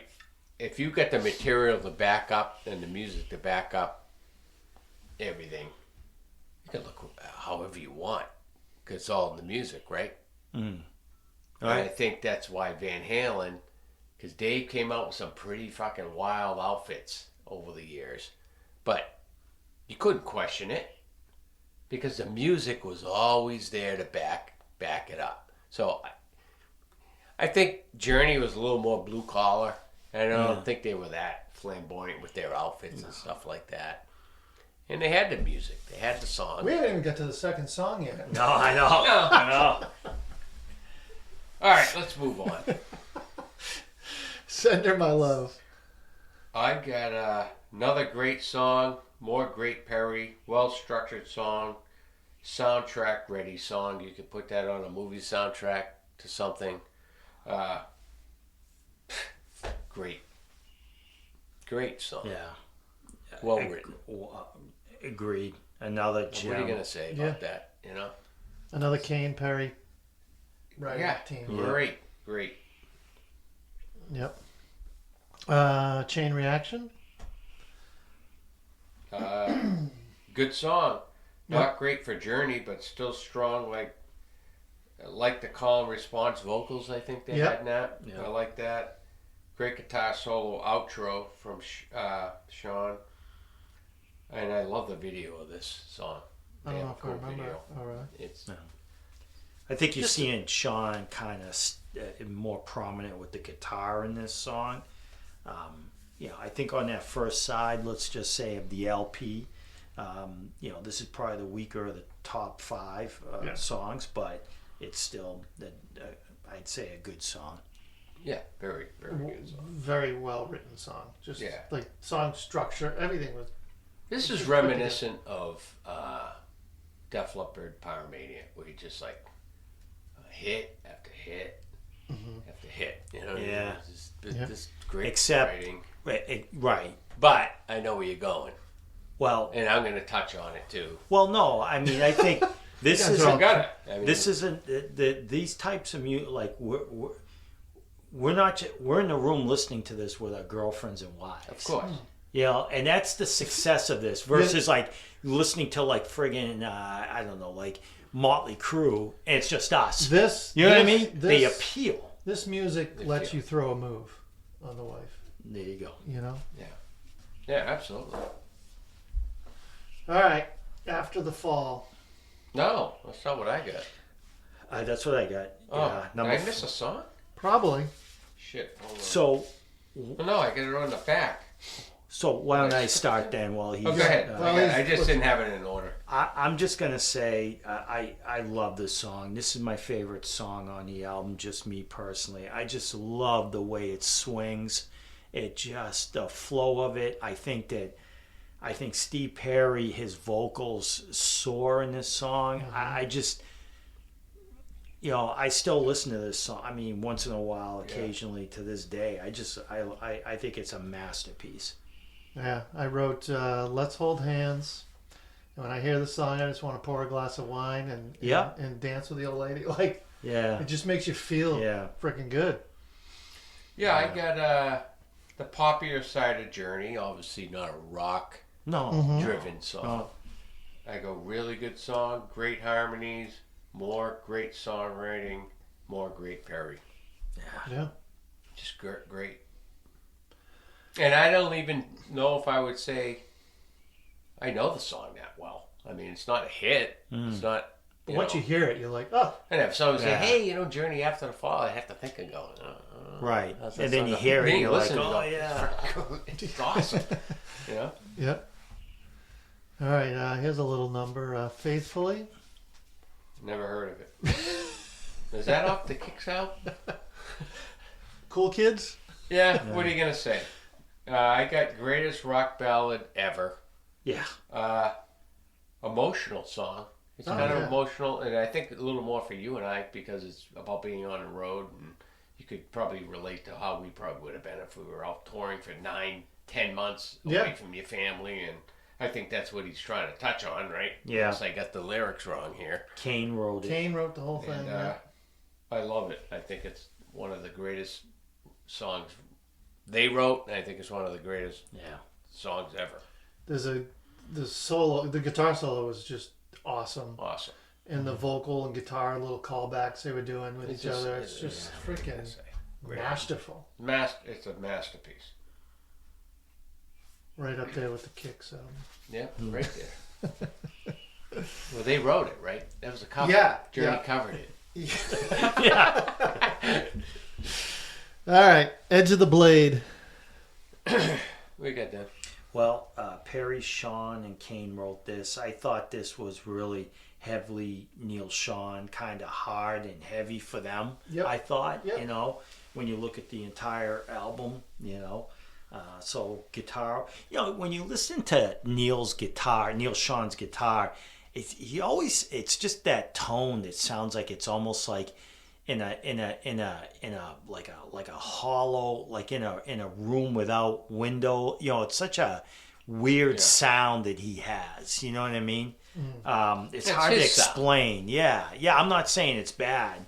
Right. I mean, it's so. It's so tough because you just get through those top 5 songs. Right. I mean, we're talking 1983, right? We got a cassette or we got the album, right? So you're getting through the first top 5 songs, and it's like, there's just no way this song's got a chance or anything after this. You know what I mean? So to me, it was listening to this, and maybe that's another discussion, is the old days where you would listen to albums as they were presented. Song 1, song 2, song 3, versus like, okay, iTunes will take this one, that one, you know. Hey, you pick and choose. Yeah. So, I mean, it's okay. It's good. It's just, Yeah, I got Deep Cut, obviously, right? How many people know this song? Right. Probably not a lot. I go, not as strong as previous songs. Not all songs should be hits. Still a lot of bad songs, kind of forgettable. Maybe they should have organized the songs on this album better. Yep. Because the way I look at it, you get all your best songs on one side and all your weak songs on another. Why wouldn't you organize these and stick some of those other good songs in between on the whole album? right. Why is it all... Why did they do it like that? Yeah. I don't understand that. But it's not a bad tune, but okay. One of their more rocking tunes and a ripping guitar solo. Totally ripped it up. Great. I mean, there's no denying that. Troubled Child. I got another deep cut, solid Kane keyboards on this. Yep. Perry strong as usual. Good song, not great. I got nothing else to add. You hit it right there. Yeah. I wrote, it's actually kind of a heavy tune, like structure-wise. And I just got done watching the Dio documentary. I was like, picture Dio singing this. Like, it would be a heavy tune. Like the structure of it's there to be a heavy tune. And in the solo section, I wrote down there's a timing change that's really cool too. I really liked. Yeah. Back talk. I got cool drum guitar stuff. I think it might have been the intro. They were doing some stuff. Otherwise, not much for me there. I don't think Perry sang this one. I don't know. Look it up. I don't think he did because I wrote here like totally different singing style, and then I think I read an article. I read something that he who didn't sang on it. Kane? I don't know, but I don't think it was Perry.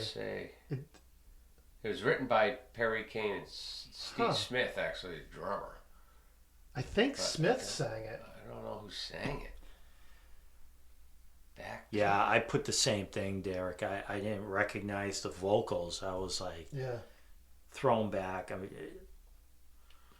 mean, quite honestly, I'm losing interest in this album on this side of this album. I'm like, what just happened to this album? You know what I mean? And I think it's more because they blew their load on the first side of this album. They didn't. And then they do organize these songs better. What's interesting is in the re-release, in the extended version or whatever that you were referencing or whatever earlier, they add 3 songs to this. New songs that were from like soundtracks that they did. Oh yeah. Yeah, so that's interesting. What's the strategy behind that? Well, they had Only the Young. Yeah, which were powerful, lonely. Right? And but those were popular. But they threw them on soundtrack, so they took them off the original album. Well, they took them. They were on. They might have put them back on, but to maybe spice up the second side. Yeah, you know what I mean? I don't know. The second side is.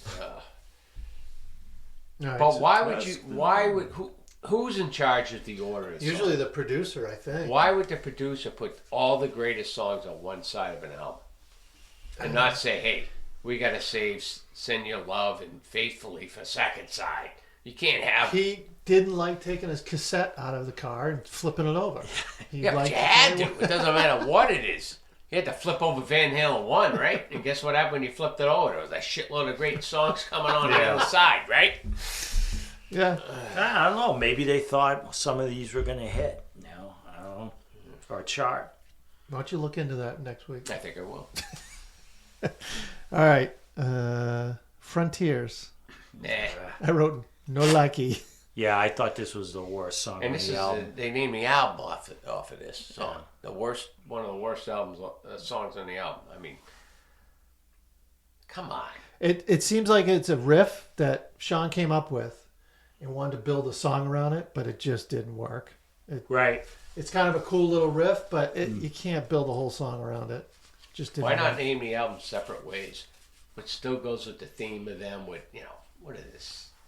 Everything's like spaceship, yeah. Separate Ways goes great. Yeah. And it's a hit. I hear you. Last one, Rubicon. I got more. Looks like they blew their load early on this album. Maybe should have organized the songs better. I thought this one was a little bit better than the last 4. A little bit more guitar work, The last 4. Makes a better Jeep than it does a song. Written by Perry, Sean, and Kane. Yep. Yeah, I don't know what happened here. But you know what? When you get Send Her My Love Separate Ways after the Fall and Faithfully on one album, I guess it doesn't matter where you put the rest of the shit. Right. Yep. Right? They're all just fillers. Makes a better Jeep. I wrote I didn't care for it. But I did like the solo. Right. Yeah. So. Yeah. But all right, say what you will. Does the album hold? Of course up, it does. Mofo. Yeah. Absolutely. Yeah. It holds up because of the first side of it. When you guys leave, I'm putting it on. I'm going to pour that wine, and I'm going to go inside. There you go. I just heard Separate Ways at the gym the other day. Well, let me ask the executive. They had it playing. They were looping music. Let me ask and that you was this. on. 2023. How many hits are on here? 4? And Chain Reaction was actually a single. You could say 5, right? Yeah. How many could you take out of that and this still be relevant?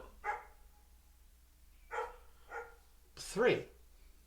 You Right. could still have Separate Ways and I mean- Faithfully, and this is still relevant. I mean, right? we- Oh, yeah. I think you have two hits like that. Yeah. Yeah. No, I agree. Yeah. I think the only problem with this album is the order of the songs.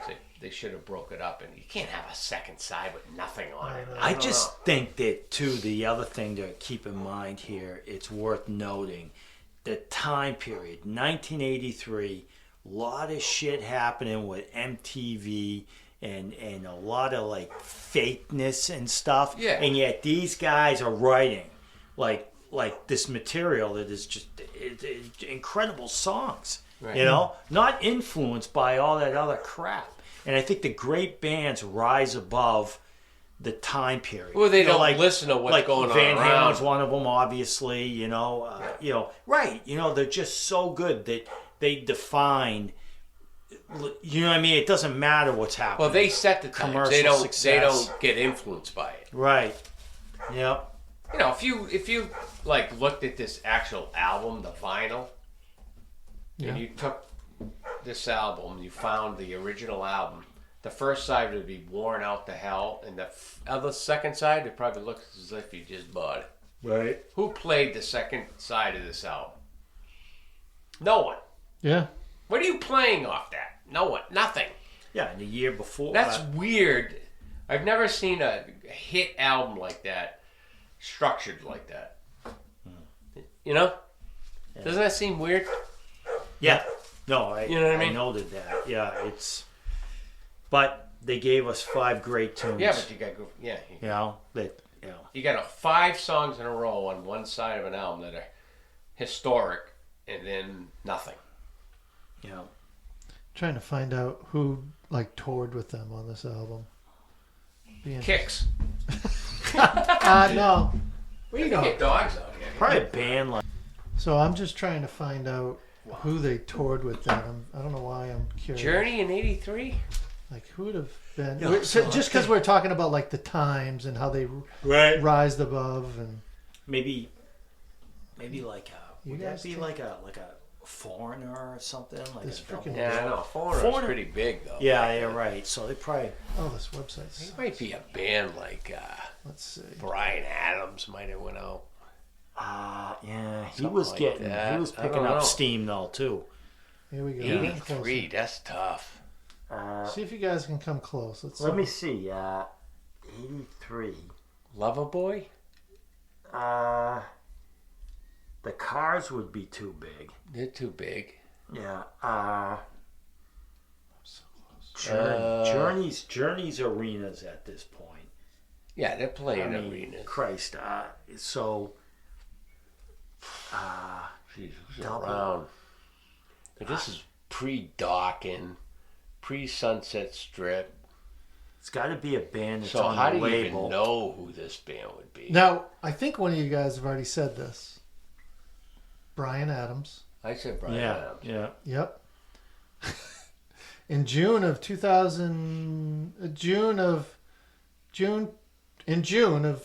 83, Brian Adams, Donnie Iris, no idea, Yeah. Foghat, Wow. and Rosie. Huh. Oh, so Brian Adams did go out. Brian Adams was out with them a lot. So Yeah. what was That's he? a good bill. I would like Yeah. talk about hits. Yeah. You know, Yeah, some he, stuff Let's you see if know. I can see. That would have been Cuts Like a Knife, I think. That album. Yeah. Because and Well, or yeah, that's Eight- before Heaven and all that. 84 was, I think, when he came out with that Run to You. What was that? Yeah. He had a slew of hits too. Oh yeah. Yeah. Let me see. Heaven. Brian Adams. Yeah, it looks Yeah, like Cuts Like a Knife. like they started the tour in Reckless. April. Huh? Reckless is the name of the album. That was a big album. Yeah. Yeah. Yeah, but what's on that? That's Christ, after yeah. Cuts Like a Knife. That's yes. It's One Night Love Affair. That's yeah, Heaven's on there, but It's Only Love, the one with Tina That's a good Turner. tune. Yeah, So what year is that? that was '84. So that they weren't on a Journey tour then. Yeah, well, they were, but 83. he was Oh, Journey supporting. was still out. Yeah, but the Journey Frontiers that Derek was doing, he wasn't supporting Reckless. He was supporting the other album called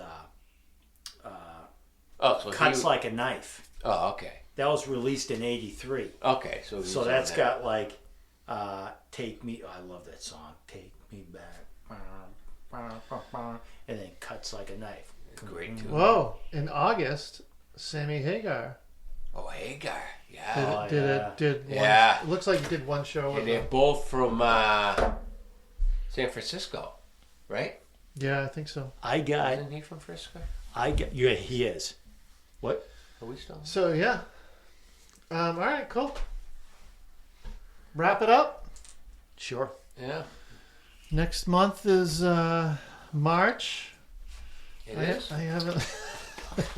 I haven't looked at what the tunes are gonna be of the albums. March '83. Let me see if I can figure a couple out right here. Do we want to figure them out on the air, or do we want to take it off the air?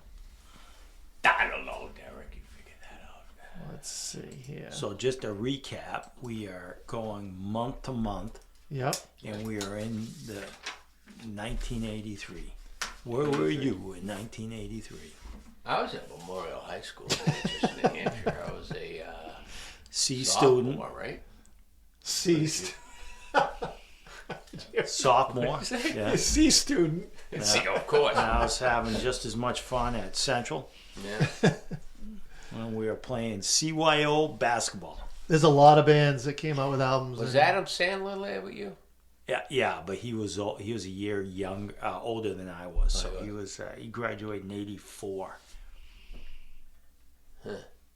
So next month, there's quite a few albums. Wow, I didn't know this came out in '83. There's some good ones. Do we want to do that, or do we want to? Well, wait. Yeah, we will. Yeah, create some All right. suspense. Yeah, suspense. Thanks for tuning in. Give feedback. Leave reviews, because that will help us get a little more popular from the cabin. We're always trying Yeah. to be popular. That's right. But who cares? Peace.